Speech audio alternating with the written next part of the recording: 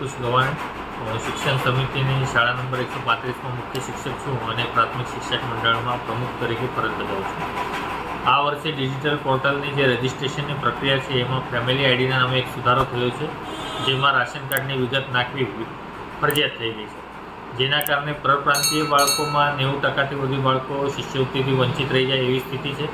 અને જો રાજ્યના સંદર્ભમાં જોઈએ તો કેટલાક વાલીઓ જેમની ડોક્યુમેન્ટેશનની પ્રોસેસ બાકી હશે એમના બાળકો પણ આ સ્કોલરશીપથી વંચિત રહી જાય એવી સ્થિતિનું નિર્માણ થયું છે। એટલે ગત 2 મહિનાથી અલગ અલગ સંગઠનો દ્વારા, જનપ્રતિનિધિઓ દ્વારા સરકારમાં રજૂઆત થઈ છે કે ત્યાર પછી સરકારશ્રી દ્વારા અને માનનીય શિક્ષણ મંત્રી દ્વારા એવી બાંહેધરી આપવામાં આવી કે અમે વિભાગને સૂચના આપીશું અને જરૂરી જે કંઈ નડતર છે એ દૂર કરવામાં આવશે। પણ અત્યાર સુધી ડિજિટલ પોર્ટલની વેબસાઇટમાં જે સુધારો થવો જોઈતો હતો એ થયો નથી।